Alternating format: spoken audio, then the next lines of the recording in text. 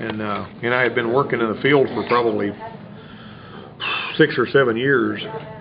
The first time I went to any school at all on anything was in 1981. I went to a General Motors school in Houston, and also in '83 when I went to work at the Volkswagen Mazda dealership, they sent me to electrical school with Mazda, and I went to. But every time I've ever gone to an electrical school, all the way up to when we got the Chrysler franchise in the late '80s. Well, actually, it was in the '90s when Chrysler bought Jeep. I went to electrical school in Covington, Louisiana, and every time I've ever gone to any electrical school, even if I'm already certified on electrical, I got ASE certification, I learned something new and fresh that I needed to know.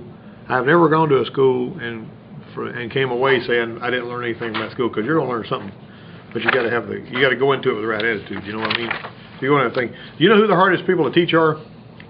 People who are stubborn. The people who think they already know what you're trying to teach them. Yeah.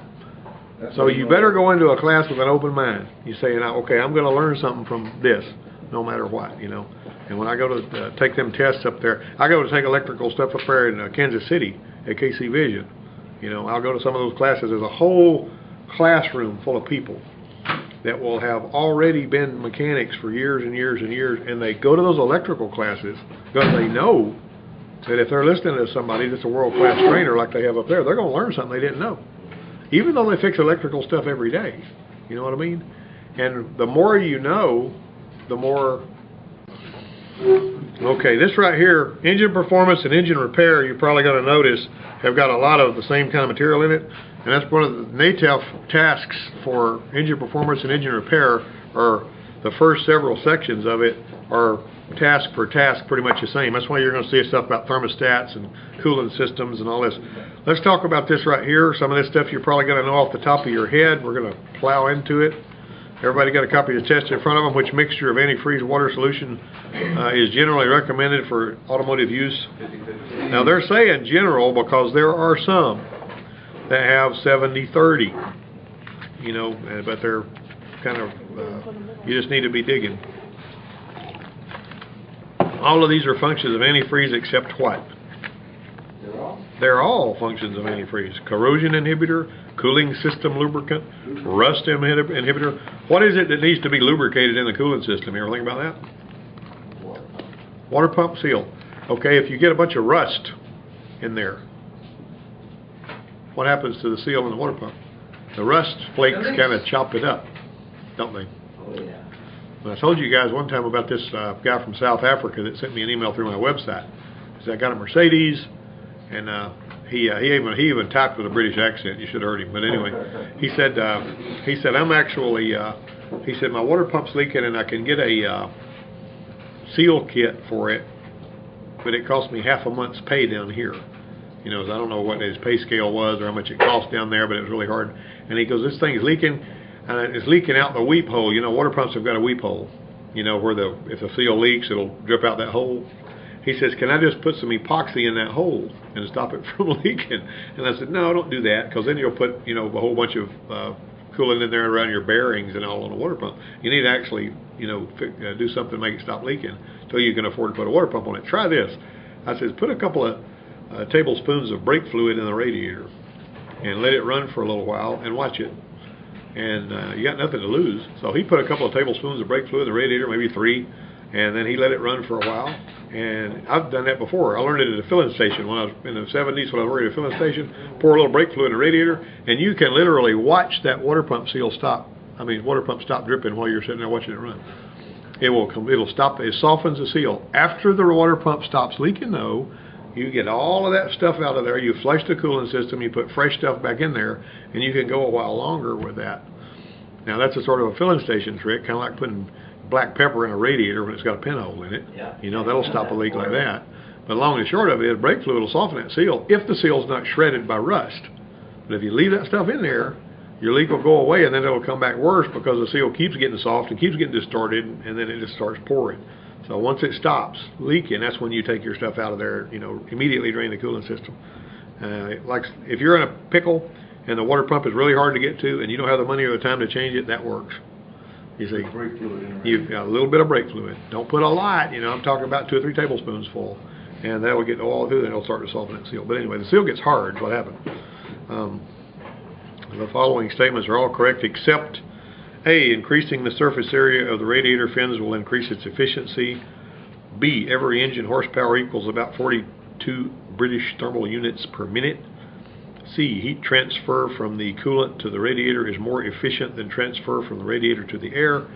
Or D, heat transfer is most efficient from the radiator to the air. That's actually the one that's not true. And the reason they're giving you these kind of except questions is you're going to see those on your ASE test, right? This one's D, heat transfer is not most efficient from the radiator to the air.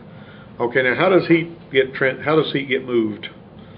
What are the three primary ways that heat is transferred? Conduction, convection, and radiation. Yeah, there you go. So what's conduction? Conduction is when it's metal on metal. When something's touching. Physically touching. Okay, convection? This is air current.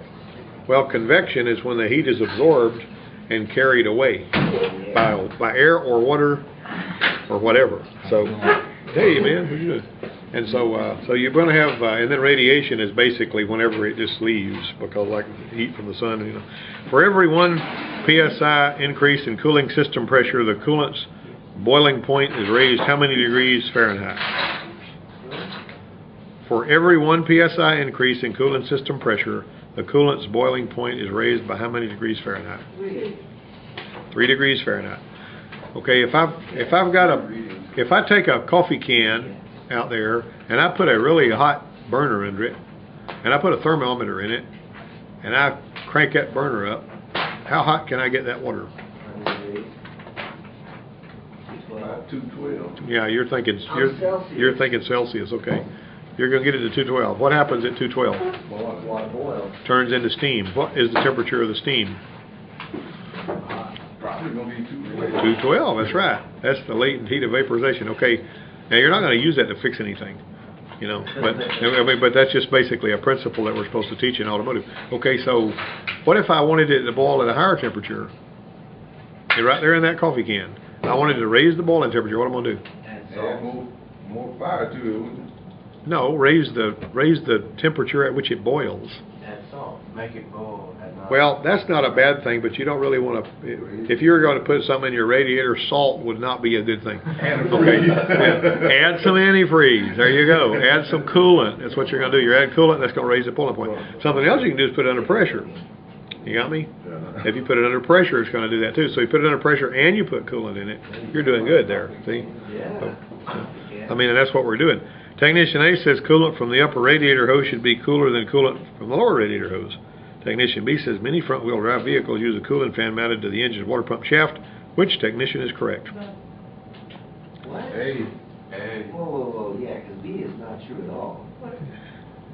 You're right.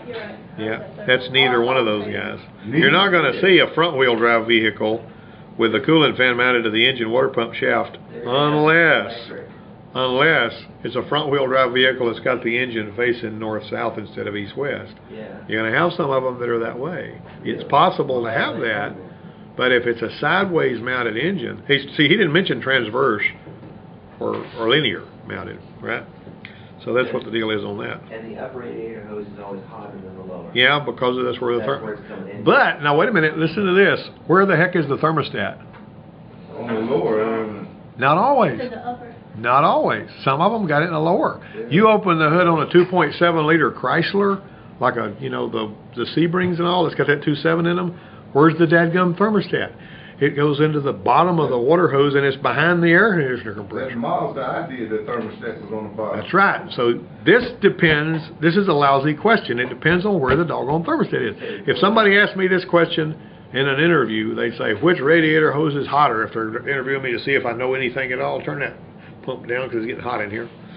But I just bump it down to 2 or 3 degrees. But anyway, I'm going to say it depends on where the thermostat is. Got me? Right? So, okay, now when the thermostat's closed, the water pump is still moving water. Where's the water going? Going around the engine. They're doing something wrong. Is it going around the engine? Yeah, give it a second, Willie. It's got a timeout. You know, it's smarter than we are. Huh? It's going around inside the engine, is it? No, it's going through the heater core. It bypasses through the heater core. The first place that hot coolant goes is to the heater core. Even when the thermostat's closed, that coolant's circulating through the heater core at warp speed. Now, Well, what he's talking about is go through the thermostat.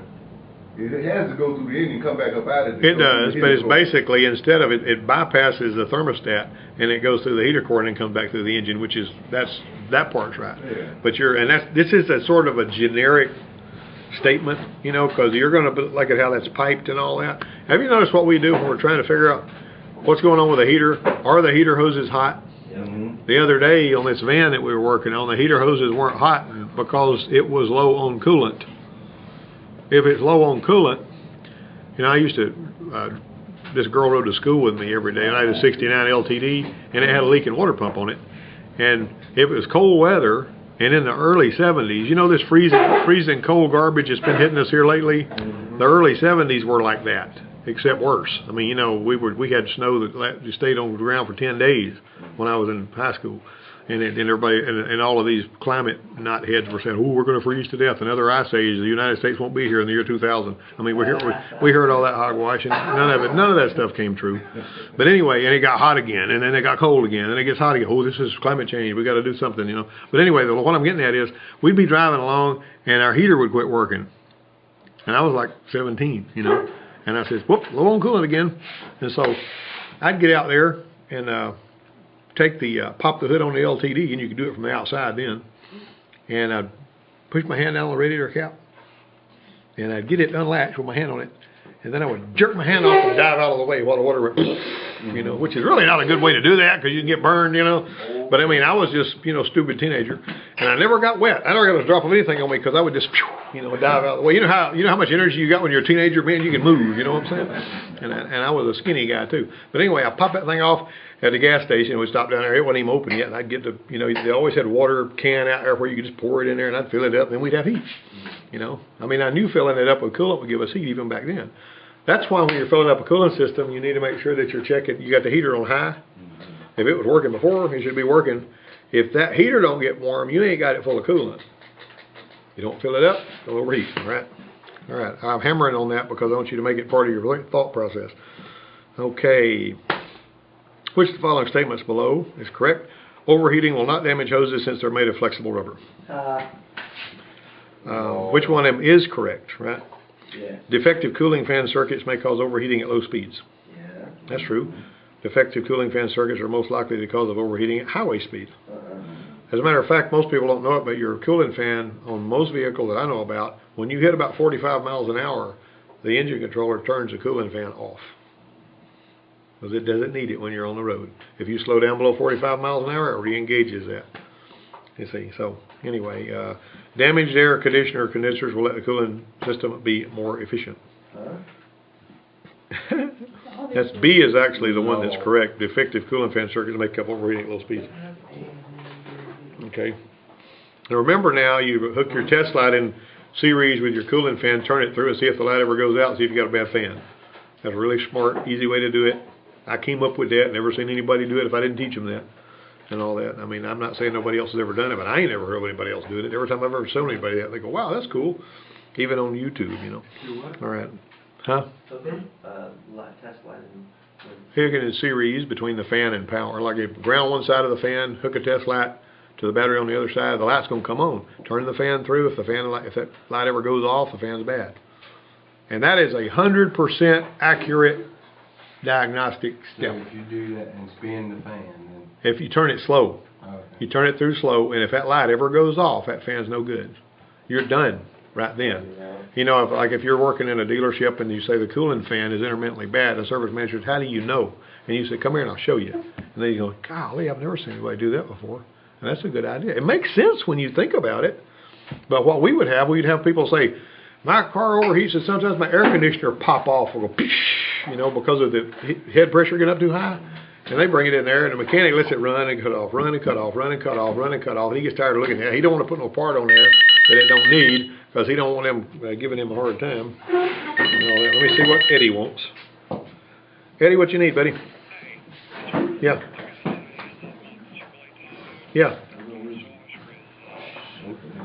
Ours is too. I think it froze. I mean, you can try it, but I mean, the last time we tried it, it wouldn't work. You're welcome to try it if you want to, though. I don't have a problem with it. That's what I'm talking about. My pressure washer. Oh, parts washer. I'm sorry. Yeah. You can bring it up here. Don't bring them up here filthy greasy.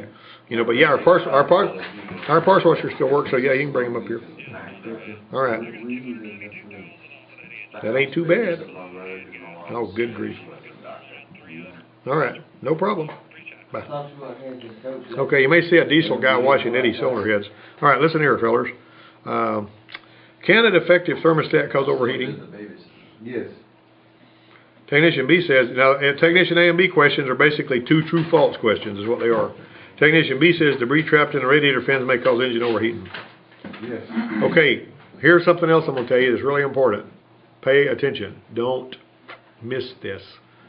The dog fennels and all of that crud that clogs up your radiator will go right through that air conditioner condenser and you won't see none of it.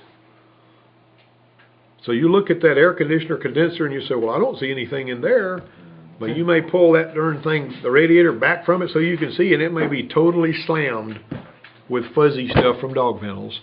I don't know how many times I've seen that. Yeah, I had to take a clothes hanger, straight between the air conditioner and condenser and What? pull out all kinds of... Them funky little old, you've seen them out in the field, these little old stems, the thing that's got fuzzy stuff on top of them. And when you, well, no, you're not talking, I'm not about dandelions, I'm talking about the dog fennels and these little stem things that they got a little fuzzy head on them. And whenever you run through it on your vehicle, them things come off and they go, them fuzzy things go, the little fuzzy plant fibers that on the top, you've seen them, I know you've seen them because you're a farm boy, but they go through the, you just never have heard what they're called.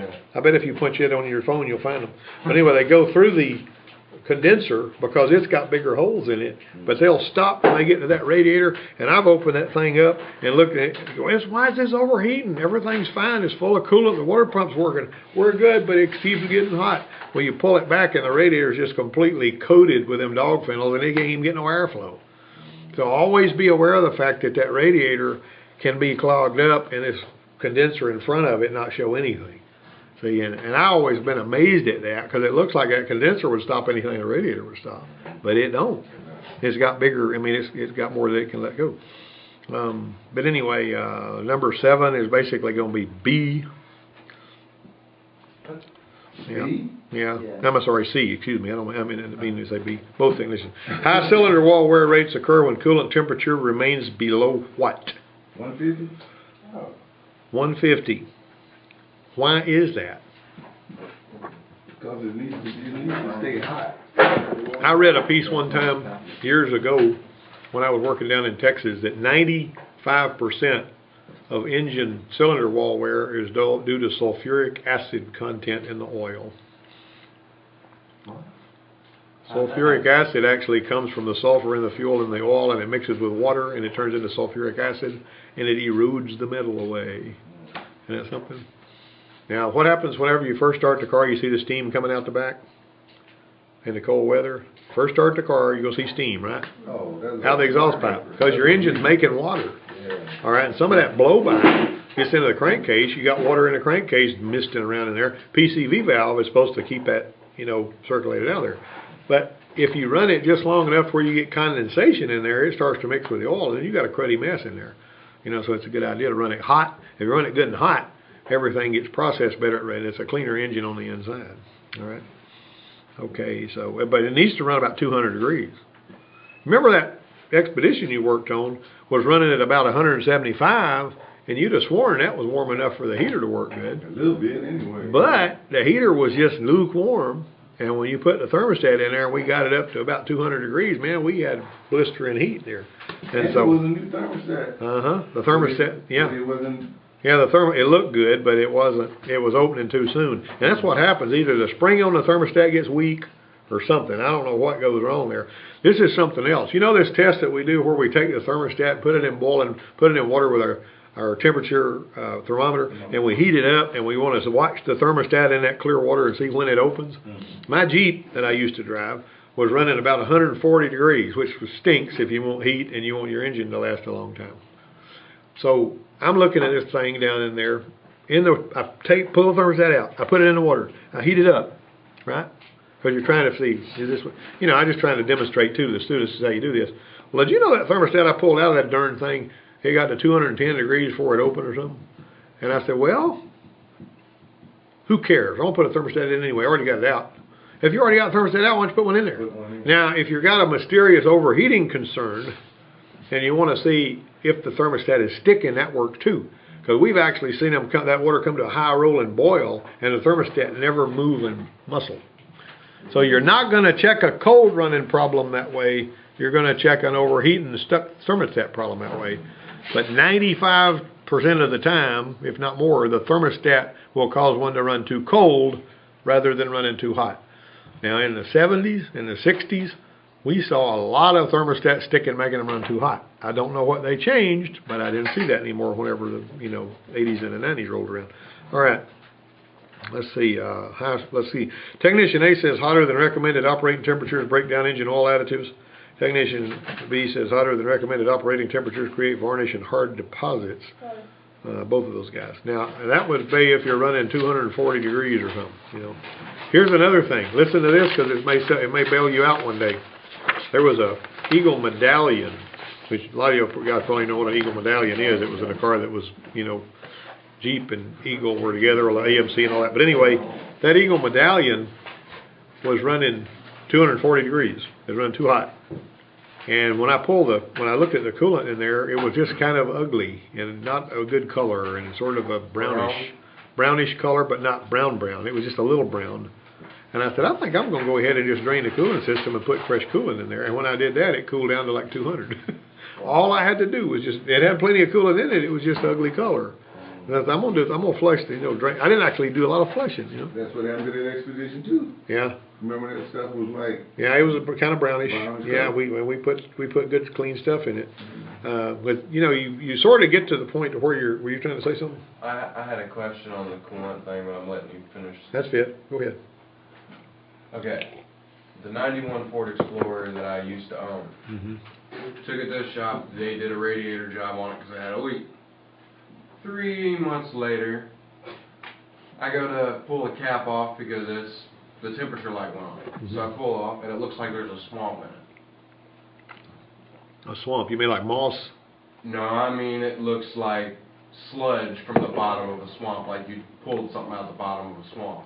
Wow. You mean black stuff or green stuff? Brown, like sludgy. Mud. Like you could pull it out and like. Well, a lot of the time what you see is rust that's actually been slowly. If you've been driving around with stuff that antifreeze that doesn't protect your engine from corroding on the inside, then you'll be astonished how small those rust particles can be, and they'll actually turn into, if there's enough of them, they'll turn into muddy stuff.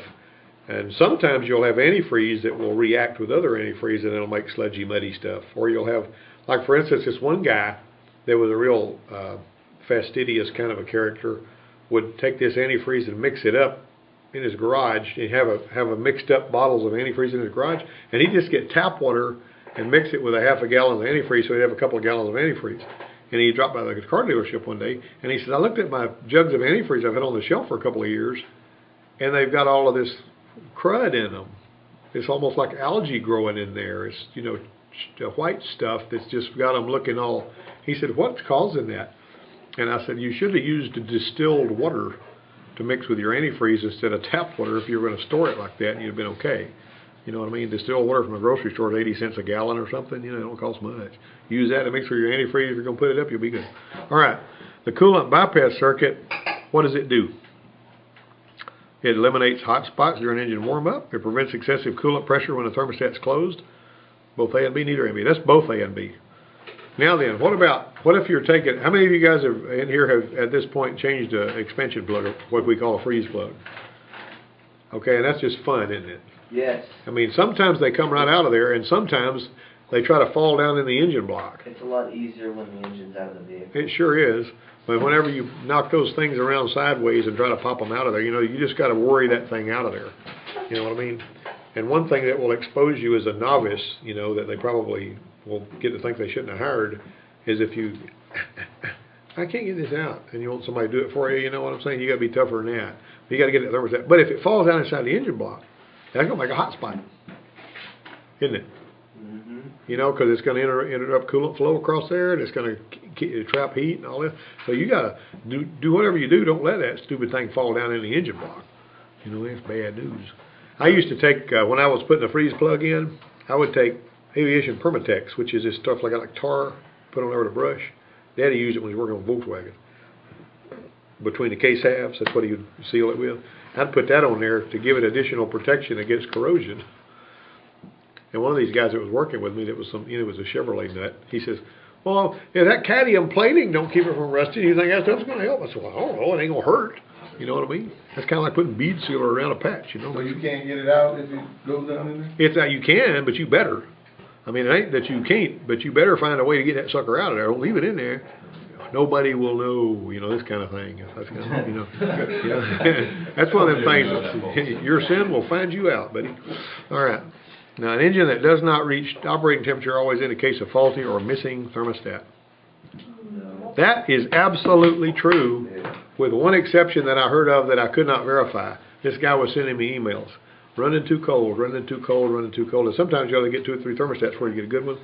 And I kept talking to him about it. And finally he told me we had the belt routed wrong. Okay.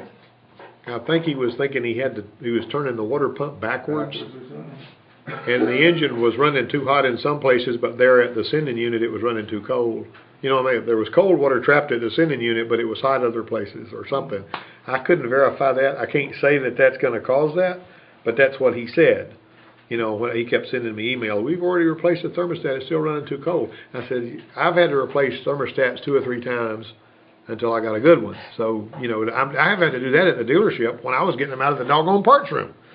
Put it in there, still too cold. Give me another thermostat. Put it in there, still too cold. Give me another thermostat. You keep on going, make darn sure you got it full, you know. And, you know, who else is going to come up with something else to make it run too cold? There's a bevy of stuff that can make it run too hot. But running too cold, no. All right. And somebody can probably come up with something, you know, else besides that. Some people will say, I have heard people talk about cooling fans running all the time, causing them to run too cold. You know what I mean? And I guess that's possible depending on the configuration of the cooling system. Incidentally, before the end of this week, everybody needs to be able to wire those fans up so that they'll run as prescribed. And there's a schematic right there. There's wires down there. That little fan setup. When you turn on that one switch, they need to run half speed. You turn on the other switch, you click the other switch, they run full speed. Everybody needs to be able to wire that up before the end of the week. And there's your schematic right there. There's a schematic laying there. Make it happen. And I've got the power hooked up to that. Everybody needs to be doing that. As part of your electrical training. A cooling system bleeder valve is used to do what? Bleed out brake fluid. Please. A cooling system bleeder valve bleeds out any, yeah, right, yeah. It's going to let the air go out of it. And you got to know how to do that. Furthermore, you better be looking to see if your system you're filling has one of those. Yeah. Now, whenever I can, you know what I like to do? You know what I like to do whenever I can when I'm filling a cooling system? If I've got a hose that's kind of pointing up and it's at the top of the engine and it's just a straight, you know, hole into the motor, like on some of them it's got a radiator hose, coming from the top and the thermostat's on the bottom, I'll take that radiator hose and I'll take it loose from the radiator and I'll hold it up and I'll pour that coolant in there until coolant fills the engine block and the radiator up and comes out the radiator hose. And that way I know that sucker's full. Now, remember what happened whenever Garrett, wherever he's at today, I don't know where he's at. He's working on that automatic transmission stuff. Well, he's in engine performance too. He should be in here. But anyway, when he started that engine up and he put in that little, what kind of car was it, guys? That little Classic. Remember the motor y'all put in that Classic? Or that he put in there? I mean, I think you took the breather off and then he did the rest of it. But transmission. Yeah, you're right. It was. That's a different vehicle. He put an engine in one too. And when we started it up, it was trying to get hot because it wasn't full of coolant because we didn't properly bleed it. Now, the stupid thing about that one was it said there were bleeders on it, but there weren't. The Chevrolet book said there was bleeders, but there were no bleeders. So we pulled a heater hose loose from up high, the radiator hose, and we poured the engine block full, and all of that went away. See what I'm saying? So always be really, really, really careful about that. You know, you got to get away from this. It don't affect me none because it ain't my car stuff, you know. Yeah. I say that when I'm kidding with people. I'll say, well, this may mess this up, but it ain't my car, so I don't care, you know. But I'm just kidding when I say that. Okay, what test is being performed in this illustration? That's a radiator cap pressure test. A radiator cap pressure test. And what's the point in that? You know why a radiator cap pressure test is silly? If you're not troubleshooting a problem, throw that radiator cap in the trash and just put one on there because they don't cost that much anyway. But you don't want one with the dangly thing swinging in the middle of it, right? You don't want We that. sell those all the time. Huh? We sell those all the time. You're not supposed to, man. You better say, this is a bad radiator cap. It needs to be sent back to Stant. I even talked to some people at Stant about that, and they says, well, we do that so that it won't let pressure build up in the coolant system too quick. What? Yeah, that's it. That's what they say, you know. While performing the test above, by performing the test, the above test shown below. What? What? Oh. Performing the radiator test. Actually, the radiator cap, the pressure increased 15 psi and then held. The pressure bleeds down to 0 after about 5 seconds. What does that mean? It's a bad cap. Yeah, I'm gonna say that's probably. What do you think about that? Everybody like that idea? Is that Everybody like like the that? component being tested is leaking? Yep. Whatever component you're testing, it don't matter what it is. The oil pressure light normally comes on to warn if the oil pressure drops below what? 37. 3 to 7 psi. Okay, now then, here's a short story. Dodge truck, 318 engine, crew cab, 78 model. One of the fleet that I was maintaining when I was working down in Texas. Oil light starts flickering a little bit. I checked the pressure. It's bouncing up around 7-8 psi. They needed the truck. I said, well, I don't know if I can trust that sending unit or whatever. Maybe it's got a shorted wire. I know the oil pressure's a little low, but let's just go ahead and put a gauge on it with a hose going to it, a tube going to it. So I put a gauge over a tube going to it, and the pressure seemed a little low. Well, about a week later, the crankshaft broke. It was cracked, and that's where the oil pressure was going. And they're driving down the road, and this thing craters. It comes to a grinding halt. And so I dropped a 360 in it. Bought one from the parts house, put a 360 in it. And they said, oh, sure, 360 and 318 is just alike, and they had to buy a daggum oil pan because the oil pan off the 318 wouldn't fit a 360. Anyway, put a 360 in it and had more power, burned more gas. It was wonderful. Okay. 360 oil pan is cheaper. I don't know. Well, no, where it mated to would not work. It had a different, size or something. The oil pressure, a typical oil pump can pump how many gallons per minute? I'm going to go with 50 to 100. No, come on. That's what that book says. Yeah, it says 50 to 100 gallons a minute. That's what the book says. Okay, well that may be, if that's what the book says, put that for your answer, but that's not what our answer key says. 50 to 100 gallons a minute is a little bit steep for that. I would not believe that, but I will tell you this. I have actually not spun one and measured the oil, but I will tell you this. Lundy, get up there and give me that oil pump with the stem sticking up off that long stem. See that long stem? What you said with 3 to 6 gallons. Pass that over to me. Pass that oil pump to me. Yeah, 3 to 6 is what I would believe. I've never measured this crap, but you can take an oil pump like this one right here, and I'm not kidding you a bit. All right, see this right here? It pulls out oil. If you turn this the right direction, and you can turn it the wrong direction and it won't work. As a matter of fact, if you're getting an oil pump, just because it looks the same, like if you put an oil pump from a 302 on a small V6, like on some of these Fords, if the distributor turns the opposite direction, the oil pump won't work. You won't have any pressure because it's designed to turn the opposite way. Anyway, you can take this oil pump, and I would wear a raincoat if you're going to do this. But if you take this thing and you turn it the right direction and you just spin it like that, it'll squirt oil all the way to that wall. I mean, that is astonishing what this sucker will do. I've actually demonstrated that. You put it down in a pan of oil, and you turn that thing just one turn, and it goes, I mean, oil goes out there in a stream is bigger than a pencil, and it'll go, 6-8 feet. No, that's a positive displacement pump. Yes, it is, but it's also got a relief valve in there, and that's the kind of oil pump. Now, the oil pumps nowadays are not like this. Is the one that's driven by the distributor or the cam sensor or whatever. So anyway, hand that back to him. Let me put it back where it was. But like I say, I don't know. I've never measured that, and it's basically you're seeing it in print. I guess we could probably spin it, about 2,500 RPM and measure how much oil it squirted out.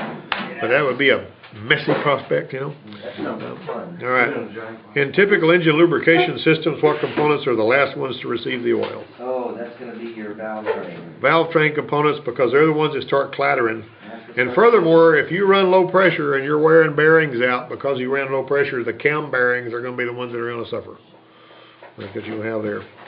All right, so let me see. All the following statements are correct except A, hydrodynamic lubrication uses a boundary film of oil for lubrication. Yes. B, hydrodynamic lubrication often prevents metal-to-metal contact. Yes. C, hydrodynamic lubrication works best in an engine when the lubricated components are stationary. What? D, viscosity of lubricant affects lubricating efficiency. Yes. So 18 is the one that's not true. Huh? Excuse me. On number 18, C is the one that's not true. I'm embarrassed. Okay. Technician A says most engine wear concerns during engine startup. Where occurs during engine startup. Yes. Technician B says engine oil pressure should build at a rate of 100 psi per 1,000 engine RPM. Oh, what? That's pretty doggone high, isn't it? No doubt. That's going to be A. It's going to be 10 psi per 1,000. That is the rule of thumb for minimum oil pressure requirements. If it's idling, if you got 750 RPM idling, then you ought to have, at the very least, you ought to have about 7.5, 8 pounds of pressure idling. I like to see it have more than that, but that's the minimum that you're allowed to have. And I'll tell you something else too. If you've got low oil pressure, well, like for instance, here's an interesting thing. We had this lady that has a Dodge Caravan. She said, I rented out of oil. I don't know where the oil went, but she came. She said, I rented out of oil, and the heck is that? Making a noise. You'll see what that is, Willie. It's making a noise. And It's not a dog. Yeah. huh? Who? Don't catch it. That's you. Oh, they beating on a trash can? No, it's the guy that's cleaning in today and solving. Solomon. Well, they're coming a little more regularly than they should, I think. I think they just must be short on cash or something. That's That was it. You know. a diesel. Yeah. Huh? Oh, no, that's the diesel guy. I'm sorry. I thought you meant the The people that replant. no, the people that, they just did that a couple of weeks ago. I started to say that's too soon. But the diesel guys, of course, those diesel guys like they are, that thing probably won't work when they're done, because they're, but anyway. Technician A says, oil pumps are always driven by the camshaft. You were talking about the lady with the Dodge and running out of oil. Yeah, you're right. I missed that. I missed the end of the story. She ran out of oil. We made sure it had plenty of oil. We crank it up, and it's making a clackety clack noise. It sort of sounds like valve lifters, except a little louder. And so we checked the oil pressure, which is what you would expect to want to do, and it had 70 pounds of oil pressure, Good Lord. right? Which is, Put too thick of oil. And I told her, and this was kind of dumb, I guess, but I told her, I says, why don't you just drive it a little bit and see if this noise gets any worse? Well, those vehicles like to make that kind of noise when they start. I don't know what it is. I hadn't torn it. I got that engine over here. We need to tear it down and see what we find. I still got the engine because we changed the engine out. Huh. We put an engine in it because it eventually started knocking really bad. But anyway, she messed it up when she ran it low on oil. Do you think she could have put too thick of oil in there? No, I don't think so. But what happened, I told her, she drove it a little while and it just crossed up and came apart. And it was actually knocking really, really bad. It didn't just lock up, but it was, and I said, let's just put a motor in it. So we called LKQ. They dropped us an engine. Poof, we put it in there, so anyway. And that's the best way to do that, that these people that tear engines down and mic all the parts and put them back together, that's a ton of labor. And furthermore, you got to warranty that doggone thing, and every now and then you may miss a little something, and poof, it's back like you were. Let's see. Technician A says oil pumps are always driven by the camshaft. Technician B says oil pumps are always driven by the crankshaft. Who's right about that? I'm going to say neither. Neither one of those guys are right, because some of them are driven by. What is it? What drives it on a Toyota Camry with the timing belt? The timing belt drives it. The timing belt. Yeah, the little sprocket is up to the left and up above the little triangle thing. Okay, which of the following is not a type of oil pump? A, rotor. B, positive displacement. C, negative displacement. D, gear. I'm going to go with negative displacement. Negative displacement is a stupid term that doesn't make any sense at all. Did you skip one? Huh? Which one did we not? Did we skip one? No, we didn't skip one. All of the following statements are correct except A, the anti-drainback valve determines maximum oil pressure. True. Really? Maybe. Is that true? You sure? That's going to keep it from going. Pressure regulating valves are located at the oil pump outlet. High viscosity oil will have a higher oil pressure than low viscosity oil.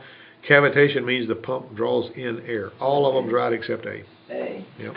Technician A always ensures the holes in the engine bearings align with the holes in the block saddle bores. That's when you put the bearings in there, you want to make sure they line up. Technician B says bearing failure is almost never due to poor lubrication. That's funny. That's A there. All of the following statements are correct except A. All pressure warning systems work by completing the ground circuit. In other words, your oil pressure switch is going to deliver ground. Minimum acceptable oil pressure is 10 psi. Warning lights are designed to illuminate at 10 psi to prevent engine damage. And are all these are correct? No.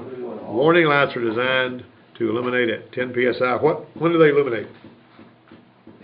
We just said that. 37? What is it, 7 psi? 3 to 7, you said. Yeah, 3 to 7, what we said. And so that's basically number 24 is C. They threw you a little curve there. And understand how your system works. On your Chevrolets, Chevrolet for years and years liked to have a oil pressure switch with 3 terminals. And one of the oil pressure switch terminals would provide a ground when the oil pressure got low. Okay, the other 2 terminals, power was going to it, and it went and fed the fuel pump. So if the oil pressure dropped too low, it shut the vehicle. No, the relay goes bad, the oil pressure switch will carry the fuel pump. If they were afraid that the relay would die, I mean, GM did that for years. And if you ever hear a GM, like you got somebody comes out there on their 95 Camaro or whatever, and they say, my car starts hard, and it goes, about the time the oil pressure starts to move, it fires up, then you got a bad fuel pump relay. Wow. You'd be surprised how many times that happens. They'll make you're a wizard down at the parts house, won't it? All right, so I think I'm crazy. lubrication between 2 moving surfaces occurs when oil film separates the surfaces and supports the What's the load. clearance when you move? Sorry about that. When measuring oil pump rotor tip clearance, what should the clearance be? I'm going to go with C. 8 to 10 millimeters, 10,000ths of an inch, 10,000 or 10/100ths of a millimeter, or 1.5 thousandths of an inch, and that would be 10,000 of an inch. That's going to be B. Yeah, got it. Okay. Lubrication between 2 moving surfaces occurs when an oil film separates the surfaces and supports the load. That's true. Engine oil temperature must be above 212 in order to boil off any accumulated moisture. That's true. Oil pump and clearance should be less than 0 preloaded. What in the heck do they mean less than 0? No doubt. That is absolutely, that's no clearance at all, and it ruins everything. Finally, we've got 2 more multiple guess ones here. Technician A says oil pressure is affected by the amount of main and rod bearing clearance. Technician B says the oil pressure is lower when the oil gets hot than it is when it's cold. Both of those guys are true. If you've got main and rod bearings that are wore out, the pressure is going to come squirting out. And what we did, whatever we like to do, if you got a low oil pressure concern, you want to find out where it is, get to the place where the oil pump feeds oil into the engine. Right? The place where the oil pressure is delivered from the oil pump. Do whatever you have to put pressurized shop air in there. Now you can do it, the smartest way and the easiest way to do it is through the, take the oil pressure sending unit out, and you can screw a fitting in there, and you can actually shoot air pressure into the oil gallery. And if it's best to have the pan off or something so you can kind of see what you're looking at. And if you see a bunch of air hissing by your cam bearings, you're losing your oil pressure there. You got me? Common sense stuff. If you put air pressure in there and it goes, it's supposed to bubble and hiss a little bit, but if we've actually had that Jeep one time that had bad cam bearings in it, and we pull the pan off, pull the oil pump off, put the air hose up in there with the rubber tip, and you can just see it just blowing out around the cam bearings. But the rod bearings, the main bearings were fine.